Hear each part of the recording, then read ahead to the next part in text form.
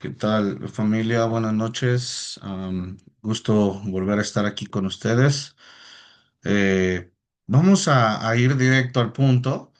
Hemos estado pues estudiando todavía Romanos, ¿verdad? Y poco a poco vamos avanzando. La verdad es que ya estamos a un poquito más allá de la mitad. Eh, como en algún momento lo platicamos. Estamos o estamos intentando hacerlo de manera profunda, pero la verdad es que la Biblia tiene mucha profundidad en cada uno de sus textos. Entonces, va a haber capítulos donde quizás podríamos indagar todavía más, donde podríamos ver concordancias con otras escrituras, y creo que sí amerita hacer estudios más profundos. Pero en este caso, pues lo que tratamos de hacer es tener, es poder terminar, ¿saben? Y no me refiero a que nada más acabar por acabar, sino poder completar a un ritmo que, que, que podamos nosotros crecer, pero que al final nos dé un entendimiento general y quizás algo específico de cada una de las cartas que ese sería el sueño, ¿no? Poder estudiar todas las cartas. Entonces, yo estuve revisando un poco la última clase, el capítulo 6 en esta unidad 3. Leímos todo el capítulo 6 y fue pesado, fue complejo. Sin embargo, pues todo es parte de un total que es toda la carta, ¿no? Entonces, vamos a intentar avanzar y yo creo que podemos, ya que terminemos y que hayamos visto todos los capítulos, vamos a poder entender como un poquito el panorama general, ¿no? Es lo que intentamos hacer con una de las sesiones que tuvimos de repaso y pues vamos a tratar de continuar entonces en ese sentido. Eh, por ejemplo, aquí en la unidad 3 pues ya vimos que estamos tocando el tema de el poder del evangelio, ¿no?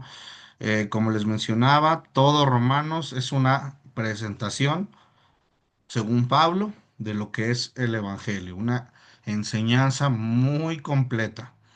Entonces, en eso podemos descansar. Estamos entendiendo la perspectiva de Pablo acerca del Evangelio, ¿sale? Ya vimos que el capítulo 6 el tema es libres del pecado para vivir en Cristo, ¿no? Hacía Pablo esta pregunta, ¿qué haremos entonces con lo de la gracia?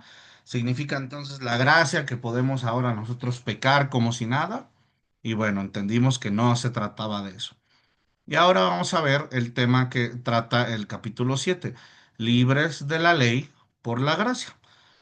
Va a ser muy similar en cuestión de que sigue haciendo estas preguntas de si es como atendiendo las dudas que la gente tenía en ese momento acerca de lo que estaban enseñando los cristianos. Que si los cristianos enseñaban que ya ahora es posible pecar porque ya fuimos perdonados. Esto era pues una malinterpretación del evangelio y era pues una verdadera lucha que estaban teniendo. Entonces por eso es que Pablo se detuvo tanto, ¿no? Vamos nosotros a leerlo entendiendo este contexto. No es es un tema más para aquellos que luchan con esta duda de que si la ley debe seguir siendo más importante que la gracia. Esta era la lucha real, el legalismo, el estar viviendo bajo conceptos de culpabilidad por no ser perfectos. Esta era la verdadera lucha que existía entre los discípulos, entre los judíos, entre los no judíos. Am, Creo que a medida que ha pasado el tiempo, la gente va entendiendo, pues, cuando estás en Cristo, que, que, que no vas a poder cumplir con la ley completamente. Pero hay doctrinas al día de hoy que predican eso. Hay doctrinas que están basadas en eso, en cumplir la ley como era antes. Y esto se vuelve una cuestión de interpretación de la teología. Entonces es importante que nosotros al menos lo veamos directamente en las cartas, ¿no? Eh, Vamos a ver entonces el tema de hoy. La ley revela el pecado, pero solo la gracia puede librarnos de su poder. ¿Sale? Esto es lo que Pablo está intentando defender en esta sección del capítulo 7. Les quiero pedir que me acompañen, por favor, a una oración eh, para poder iniciar nuestro estudio.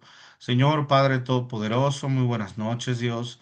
Gracias, Padre, porque eres tú, Señor, quien eh, revela, Señor, tu sabiduría a los que la buscan, Padre. Nosotros, Dios, somos gente que a veces no tenemos el tiempo, no tenemos la capacidad o no tenemos quizás el conocimiento correcto, Padre, para interpretar de forma perfecta tus escrituras, Señor. Te pedimos que nos reveles tú a través de tu Espíritu, Señor, que nos hagas entender algo, Dios, algo de esto para que pueda servir a nuestras vidas diarias, Dios. Que ese es el propósito de acercarnos a ti, Señor, de escuchar tu palabra, de meditar sobre tu ley, Señor, es poder crecer como seres humanos a la imagen de Jesús, Padre. Ayúdanos, Dios, a ser humildes en este tiempo, a dejarnos enseñar, Padre, y a enfocarnos, Padre, a no perder nuestra mente quizás en cuestiones del día a día, qué va a pasar mañana, qué va a pasar el fin de semana, Señor, sino solamente concentrarnos en lo que tú quieres contarnos el día de hoy. Gracias, Padre, por cada uno de mis hermanos que está conectados y por aquellos que van a poder ver este tiempo y esta clase en otra ocasión, Padre. Te lo pedimos y oramos a través de Toma Hijo Jesús. Amén. Muy bien, familia. Pues con ese corazón vamos a ver qué nos dice el siguiente capítulo. Eh,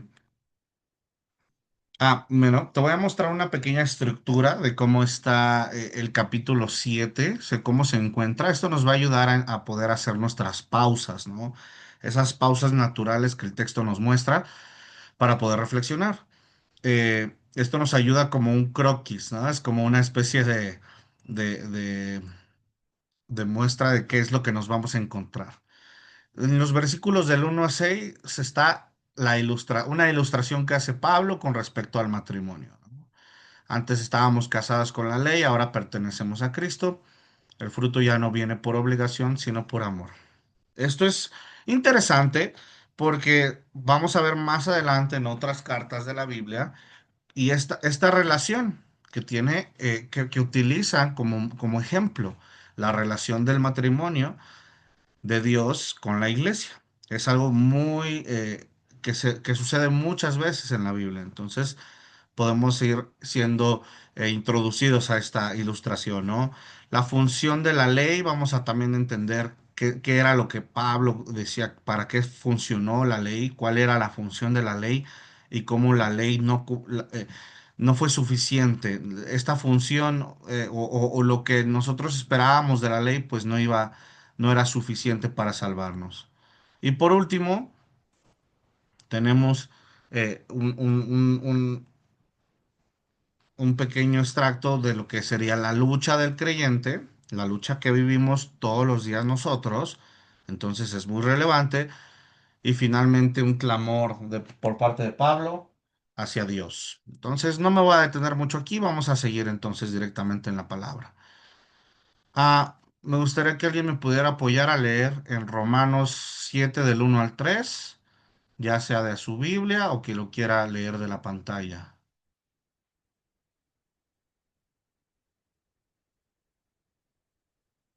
¿Quién se anima? Voy. Yo, yo te ayudo, Alex. A ver, vamos a dejar ahí aquí primero entonces. Dice, hermanos, hablo como a quienes conocen la ley. ¿Acaso no saben que uno está sujeto a la ley solamente en vida? Por ejemplo, la casada está ligada por la ley a su esposo solo mientras este vive. Pero si su esposo muere, ella queda libre de la ley que la unía a su esposo. Por eso, si se casa con otro hombre mientras su esposo vive, se la considera adúltera. Pero si muere su esposo, ella queda libre de esa ley y no es adúltera, aunque se case con otro hombre. Ok. Vamos a seguir, por favor, Jackie, hasta el 6. ¿Hasta el 6? Ujú. Ah, ok. Dice, asimismo, hermanos míos, ustedes murieron a la ley mediante el cuerpo crucificado de Cristo. a fin de pertenecer al que fue levantado de entre los muertos. De este modo daremos fruto para Dios, porque cuando nuestra carne aún nos dominaba, las pasiones pecaminosas que la ley nos despertaba actuaban en los miembros de nuestro cuerpo y dábamos fruto para muerte. Pero ahora, al morir a lo que nos tenía atados, hemos quedado libres de la ley, a fin de servir a Dios con el nuevo poder que nos da el Espíritu y no por medio del antiguo mandamiento escrito. Muchas gracias, Jackie. Vamos a repasar un poquito los primeros tres versículos. Creo que es muy sencillo, como dice, como hace esta ilustración, ¿no? Eh, Dice, ¿acaso no saben que uno está sujeto a la ley solamente en vida, ¿no? Está haciendo esta aclaración. Cuando Pablo dice, ¿acaso no saben? Básicamente está diciendo, como ustedes no saben, o para su información, está dando algo que quizás no había sido discutido de forma muy amplia. Entonces, se está tomando la libertad de enseñar, de explicar, y está enseñando a los discípulos. ¿Acaso no saben? Es decir, tienen que saber, ahora les explico. Cuando uno está sujeto a la ley, solamente lo está en vida. ¿Ok? Y da el ejemplo. La mujer casada que solamente está sujeta a la ley en vida mientras su esposo vive. Entonces, esto es interesante porque quizás suena para nosotros como, bueno, o sea, solamente en vida, solamente en muerte, qué es la ley? ¿No? O sea, podríamos llegar a cuestionarnos en qué es la ley, si la ley es los mandamientos. Entonces, mira, creo que es muy entendible pensarlo de esta manera. Si tú ya estás muerto, realmente, ¿qué mandamientos puedes cumplir? Realmente, qué puedes hacer por en defensa de tu vida, ¿no? De si Dios está como de alguna forma va a juzgar cómo vivimos nuestras vidas, pues muertos, realmente, ¿qué es lo que podría Él juzgar, ¿no? Porque ya no tenemos acciones, ya no hay nada que juzgar. Entonces, de alguna forma, a esto se refiere, que la ley solamente cuenta o solamente está presente para los que están vivos, ¿no? Y bueno, esto es un precedente de lo que va después a elaborar.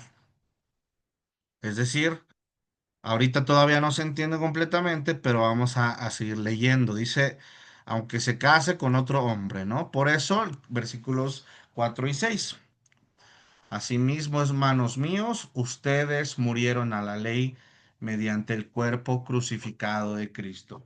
Esto es información nueva para aquellos que estaban escuchando este mensaje. Es porque no lo habían entendido y ahora Pablo lo está explicando de esta manera. Cuando Jesús fue crucificado, él murió para que la ley ya no fuera la causa de juicio para la vida de las personas. Ya no iba a ser la ley, ya no iba a ser los mandamientos. Esto es pura teología, es decir, nos está diciendo que la creencia, la fe, la pertenencia al pueblo de Dios ya no se, ya no se da conforme a los mandamientos de Moisés o a todas las leyes. Básicamente nos está diciendo que ahora se da por medio de Jesús, a fin de pertenecer al que fue levantado de entre los muertos. De este modo, de esta manera daremos fruto para Dios. ¿De qué manera daremos fruto para Dios? Cuando somos crucificados con Cristo en espíritu y ahora pertenecemos a Él. ¿Quién fue levantado de entre los muertos? Jesús, a fin de pertenecer al que fue levantado de entre los muertos. Ustedes murieron a la ley mediante el cuerpo crucificado de Jesús. Mediante la cruz morimos a la ley y ahora pertenecemos a Jesús. Y de este modo daremos fruto. Es, es intentar simplificar estas palabras para que nos quede claro. Morimos a la ley debido al sacrificio de Jesús en la cruz. Ahora le pertenecemos a Jesús y así daremos fruto para Dios. Esto es lo que revelan estas palabras, ¿no? Entonces yo quiero que tú lo pienses para ti. Dios te considera a alguien que pertenece ahora a Jesús para que des fruto para Dios. Y podríamos dar una clase sobre los frutos, ¿no? Pero desde aquí ya te está diciendo esto. Esto es para ti, para mí, para los que estamos escuchando estas palabras.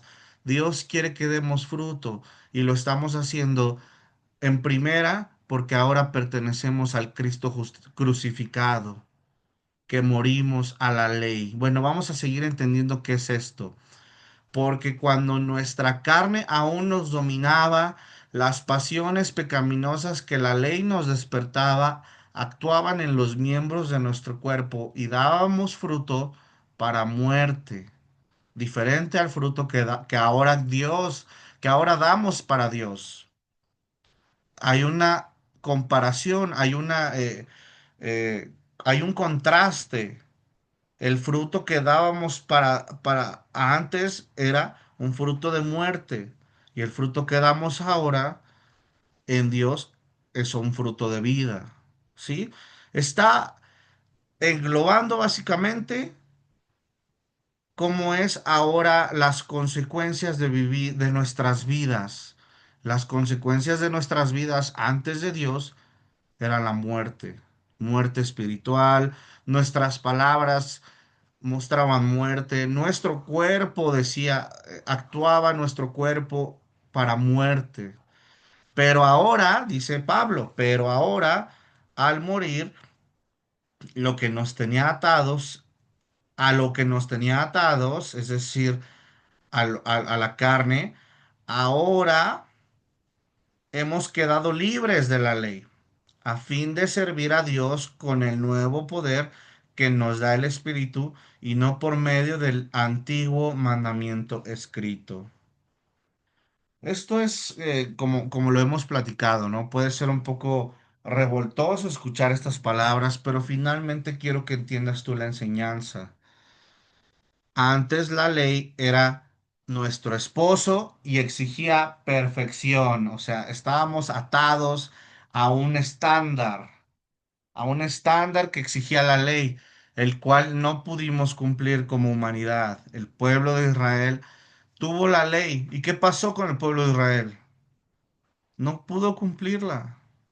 Fue compleja, fue dura, fue demasiado santa para cumplirse porque el cuerpo humano, porque la naturaleza humana se inclina al pecado. Entonces, esto es parte también para que entendamos qué nos espera el día de hoy, familia, hermano, hermana, si nosotros predicamos la salvación por medio de la ley. ¿Qué nos espera si en la iglesia nos volvemos legalistas? No, no estoy diciendo que la ley no sea importante, ahorita vamos a ver eso. No estoy diciendo que no importó para nada todos los antiguos, los primeros mandamientos. No es eso lo que estamos diciendo. Pero es que la ley no logra, la conciencia de la ley no logra que el ser humano sea santificado. Y al final lo que logra es poner una carga que las personas fueron incapaces de llevar. Ni tú ni yo seríamos capaces de vivir un cristianismo legalista. Terminaríamos siendo imperfectos, terminaríamos siendo insuficientes. Por eso las iglesias, las doctrinas cristianas que se enfocan en el cumplimiento de la ley como lo como lo principal o lo central de esa religión, pues cometen ese grave error, ¿no? Ahora dice, hemos resucitado para pertenecer a Jesús, ya no a la ley. Antes la ley era nuestro esposo, ahora es Jesús.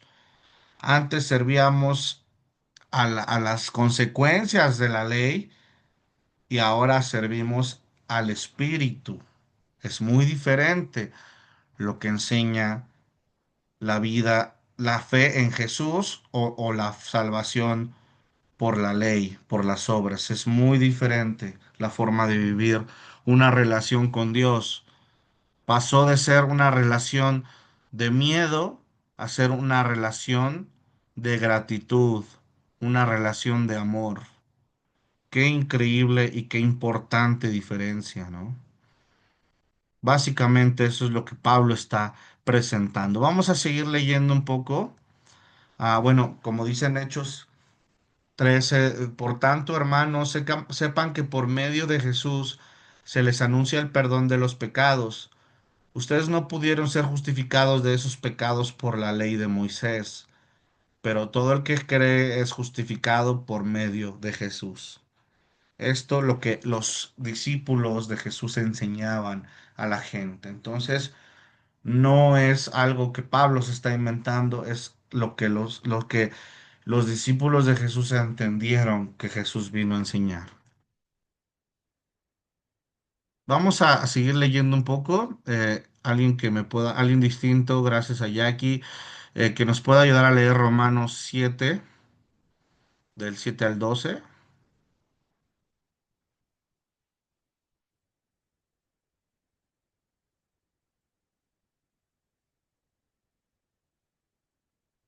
¿Quién se anima por ahí?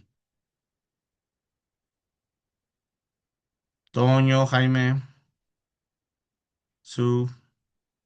Voy. Venga, Jaime, adelante. 7712. Por favor, sí. ¿Qué concluiremos? ¿Que la ley es pecado? De ninguna manera. Sin embargo, si no fuera por la ley, no me habría dado cuenta de lo que es el pecado. Por ejemplo, nunca habría sabido yo lo que es codiciar si la ley no hubiera dicho no codicies. Pero el pecado, aprovechando la oportunidad que le proporcionó el mandamiento, despertó en mí toda clase de codicia, porque aparte de la ley, el pecado está muerto. En otro tiempo yo tenía vida aparte de la ley, pero cuando vino el mandamiento, cobró vida el pecado y yo morí. Se me hizo evidente que el mismo mandamiento que debía haberme dado vida me llevó a la muerte, porque el pecado se aprovechó del mandamiento, me engañó y por medio de él me mató. Concluimos pues que la ley es santa y que el mandamiento es santo, justo y bueno. Gracias, Jaime. Como ven, pues al leerlo puede que nos confunda un poco, ¿no? Porque está hablando como utilizando metáforas, quizás hablando de la ley, refiriéndose a la ley y al mandamiento como cosas como si estuvieran vivas, como si tuvieran intención, ¿no? Porque dice que el pecado se aprovechó de la ley y entonces es como, bueno, ¿cómo podemos entender eso, ¿no? Vamos a tratar de desmenuzarlo lo más que podamos, ¿no? Dice Pablo, ¿qué concluiremos? ¿No? Está haciendo una pregunta igual que en el capítulo 6 que habíamos visto. Entonces, ¿qué diremos? Haciendo una pregunta que como intentando decir, bueno, para todos aquellos que digan esto, que la ley es pecado, para todos aquellos que vayan a decir que estamos nosotros diciendo que seguir la ley es pecado, es como está refutando las posibles confusiones, ¿no? Lo mismo que hacía yo hace un momento. No estoy diciendo que la ley sea mala, ¿no? No estamos diciendo, Pablo no está diciendo que la ley es pecado. De ninguna manera, ¿no? O sea, no es por ahí donde vamos. Entonces, bueno, sigamos. Si no fuera por la ley, no me habría dado cuenta de lo que es el pecado. Ok, esto es lo que más nos interesa, esto es lo que más nos enseña. Si no fuera por la ley, no me habría dado cuenta del pecado. Es decir, esta era la función de la ley. Para eso fue creada la ley, para servir como un punto de referencia, ¿sí?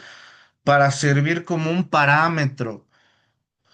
Es como las leyes el día de hoy. ¿no?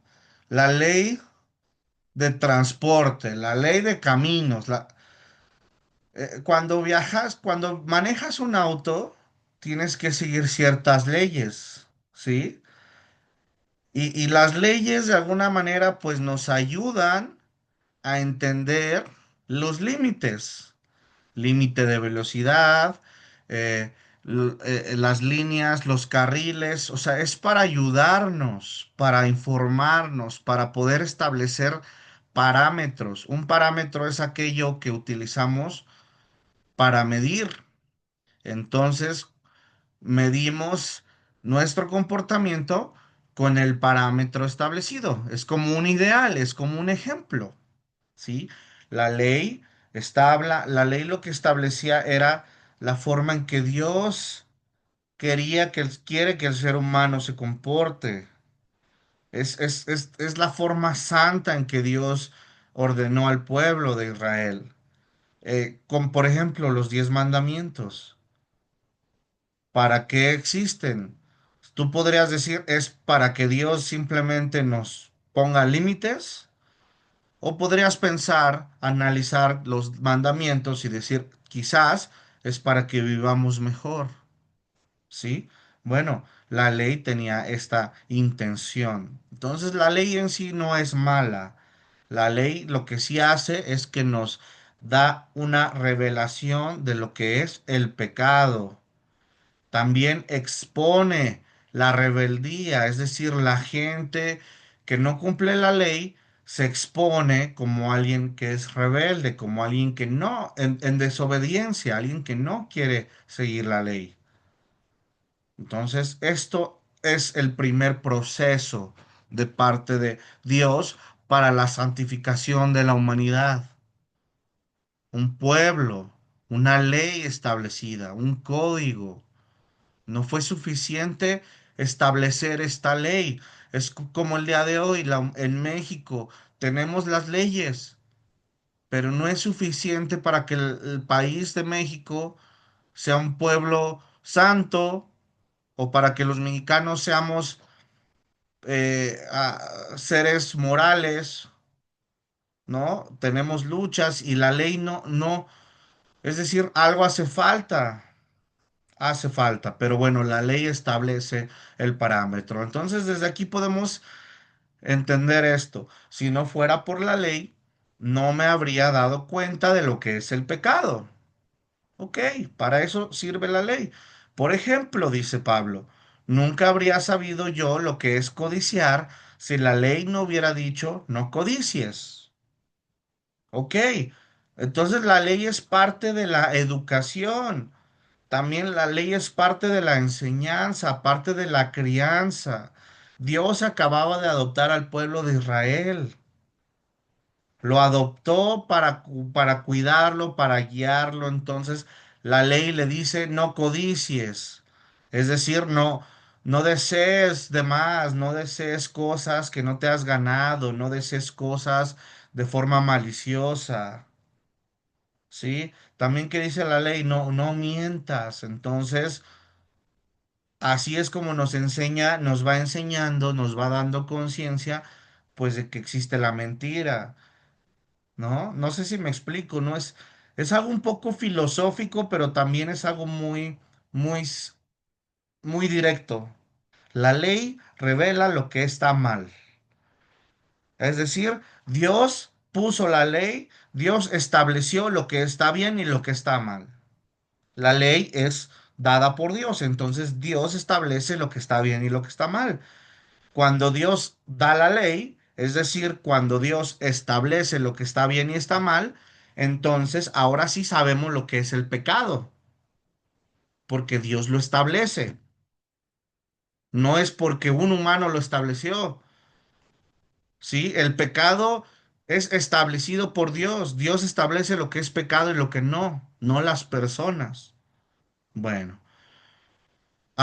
Pero el pecado, aprovechando la oportunidad que le proporcionó el mandamiento, despertó en mí toda clase de codicia. Bueno, ¿cómo podemos entender esto? ¿Cómo el pecado aprovecha algo? Bueno, yo despierto toda clase de codicia en mi deseo. Esto es lo que hace el cuerpo, esta es la batalla que hace mención la Biblia incontables veces, es el deseo. El deseo en nosotros es lo que despierta toda clase de pecados. ¿Sí? Entonces, ahí es donde se muestra la rebeldía ante los mandamientos.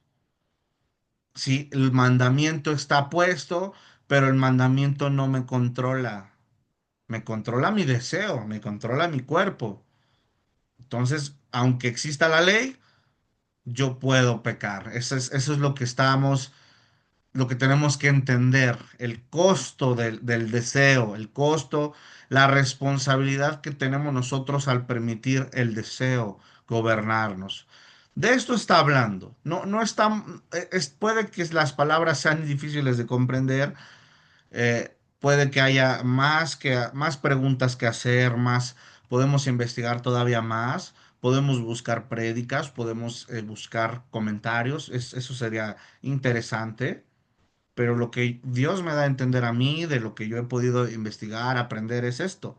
Está hablando de la ley es conciencia, el pecado es deseo del cuerpo y nosotros, aunque seamos conscientes, le damos oportunidad al cuerpo y le damos rienda suelta a nuestro cuerpo y aunque seamos conscientes, rompemos las reglas. Y esto lo hacemos todos. Entonces no es algo tan complejo de entender, no sé si me explico. Sí, sí puede que las palabras suene misterioso, un poco confuso, pero lo estamos tratando de simplificar. El pecado que nace de mi deseo no obedece ni a ningún mandamiento, ni a la palabra de Dios. Así de fuerte es el pecado. Bueno, vamos a seguir. En otro tiempo yo tenía vida aparte de la ley, pero cuando vino el mandamiento, cobró vida el pecado y yo morí. ¿Por qué? Porque se mostró que yo deseaba pecar. Se demostró que mi cuerpo, a pesar de que tengo conciencia de la ley, de lo que es correcto, yo elijo pecar. Se me hizo evidente que el mismo mandamiento que debía haberme dado vida, el mandamiento debía haberme dado vida, el mandamiento debía haberme llevado una vida distinta, en donde los frutos son frutos de vida. El mandamiento que debía haber hecho eso terminó llevándome a la muerte. No porque el mandamiento como tal lo hiciera, sino más bien cuando yo recibí el mandamiento y aún elegí pecar, ¿a dónde llegué? Pues a la muerte, ¿no? Porque el pecado se aprovechó del mandamiento, me engañó y por medio de él me mató. ¿Qué concluimos? Dice Pablo, que la ley es santa y que el mandamiento es santo, justo y bueno. No es la ley la que está equivocada, no es la ley la que es malvada por ponernos eh, estándares inalcanzables. La ley tenía un propósito bueno y santo, que era hacer consciente al mundo de lo que estaba mal. Ese era el diseño de Dios para la ley. Pero el mundo, aún así, a pesar de tener conciencia, no fue capaz de elegir una vida santa. Nuestro deseo por pecar tiende a ganarle a la conciencia. Entonces vamos a ver qué dice Pablo. Vamos a tratar de cerrar, chicos, con estas escrituras. ¿Quién me puede ayudar a leer?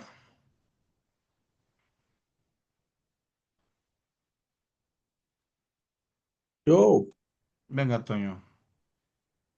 ¿del 13 a cuál? Del 13 al 17, por favor. Ok. Pero ¿cómo puede ser? ¿Acaso la ley que es buena provocó mi muerte? Por supuesto que no.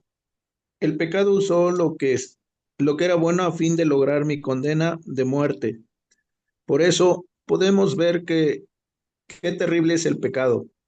Se vale de los buenos mandatos de Dios para lograr sus propios fines malvados. Por lo tanto, el problema no es con la ley, porque la ley es buena y espiritual. El problema está en mí, porque soy demasiado humano, un esclavo del pecado. Realmente no me entiendo a mí mismo, porque quiero hacer lo que es correcto, pero no lo hago. En cambio, hago lo que odio, pero si yo sé que lo que hago está mal, eso demuestra que estoy de acuerdo con que la ley es buena.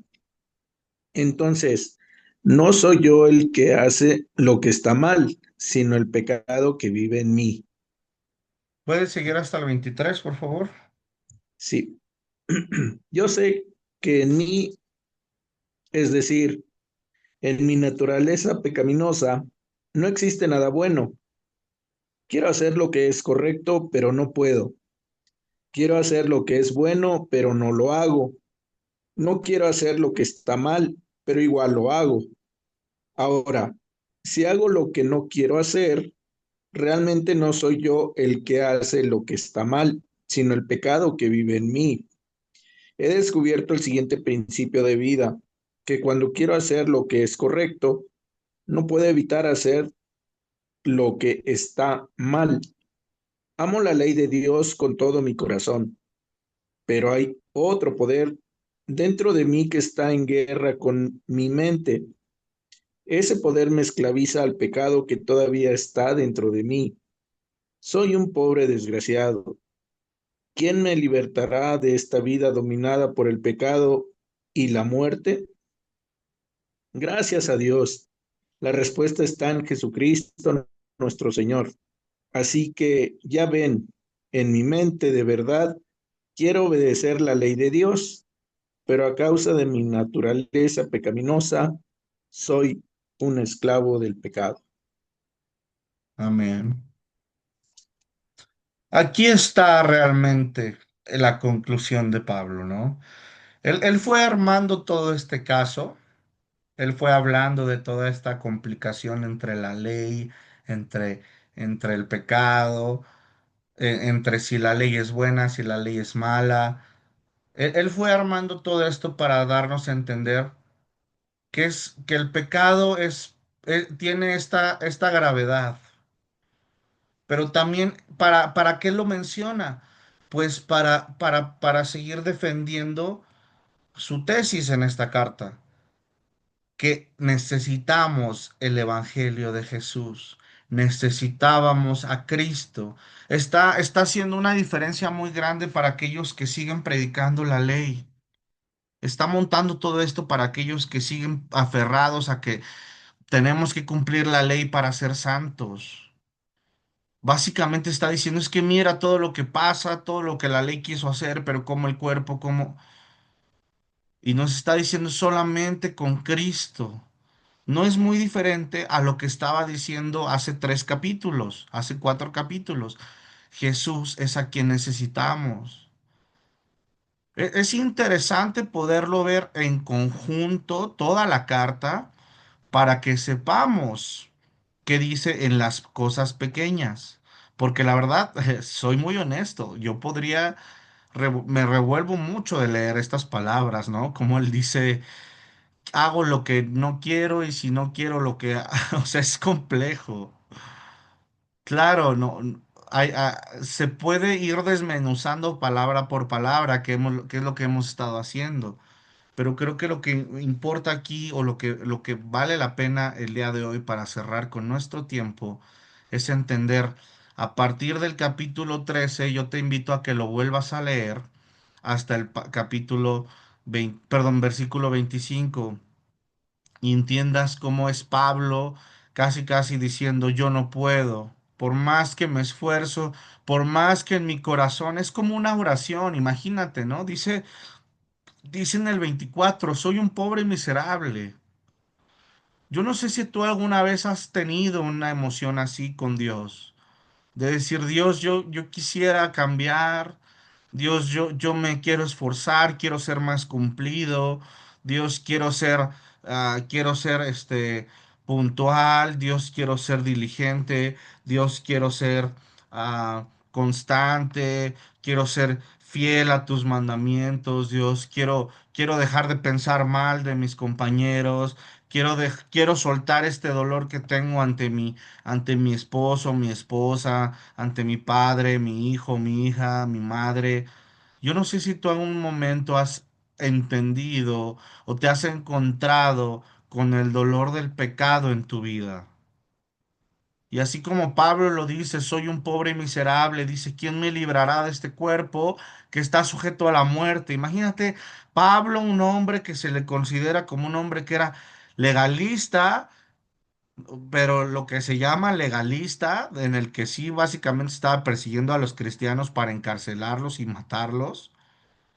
Pablo, que se convirtió, que vio a Jesús, que era maestro y enseñaba y era misionero. Y aún así él decía, soy un pobre miserable, aún así él reconocía que el pecado habitaba en su cuerpo. Creo que esto es como es tanto una enseñanza de parte de Pablo, pero también es una declaración y un ejemplo para nosotros, que nuestra cristianismo no debe estar enfocado en querer cumplir las leyes, en querer cumplir las reglas. Son importantes. Sí es importante llegar temprano, sí es importante discipular, sí es importante la Santa Cena, sí es importante las prédicas, todo eso es importante, chicos, pero hay algo que es todavía más importante en nuestro cristianismo. Es entender que es Jesús quien por medio de la gracia nos rescata de esta esclavitud. ¿Cómo vas a luchar contra el pecado en tu vida? Solamente con ayuda de Cristo. No es tu fuerza de voluntad, no es tu orgullo de hombre, tu orgullo de mujer lo que te va a salvar. No es esto lo que va a hacer crecer la iglesia. Sí, ahora que he podido estar en México y que he visto, tuve los eventos en los que nombraron a varias personas y decimos, wow, y nos dieron una clase sobre cómo la historia de la iglesia y cómo hubo un tiempo donde la iglesia se enfocaba tanto en compartir, pero no en fortalecer la relación con Dios.